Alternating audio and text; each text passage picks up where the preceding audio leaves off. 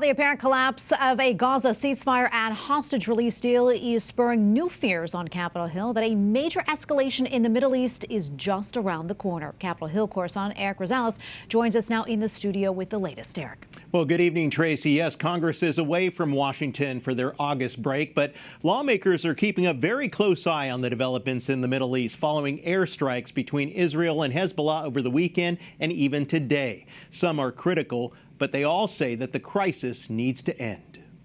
This just underscores the emergency. We need to put an end to this war. We need to stop all the bombing, get the hostages back home, spend real resources on humanitarian relief in Gaza. Senate Republican Leader Mitch McConnell issued a statement blaming Tehran. Quote, Iran's violent influence is a cancer on the Middle East, from Yemen to Iraq to Syria to Gaza to Israel to Lebanon. Hezbollah is the most malignant form of this cancer, and its leaders bear responsibility for perpetuating suffering in Lebanon, Syria, and Israel alike. Until Tehran faces meaningful consequences, it is foolish to expect its deadly and destabilizing influence to subside. Congressman Chip Roy tells me the U.S. isn't doing enough to help Israel. Israel is doing the job we're supposed to be doing, too.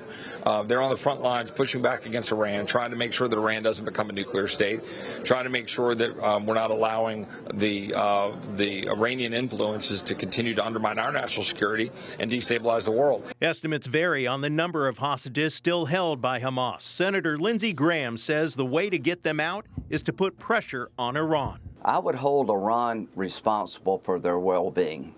If I were the state of Israel, I would tell the Ayatollah, if these people do not come home alive, the ones that are left alive, and if we don't get the bodies of the fallen, we're going to blow up your oil refineries. Senator Bernie Sanders opposes Israel's continued war in Gaza that has led to more than 130,000 casualties, according to the Gaza Health Ministry. I happen to think that we should not be giving another nickel to Netanyahu's right-wing extremist government. They certainly had a right to defend themselves against the atrocious Hamas attack. They never had the right, do not have the right, to go to war against the entire Palestinian people.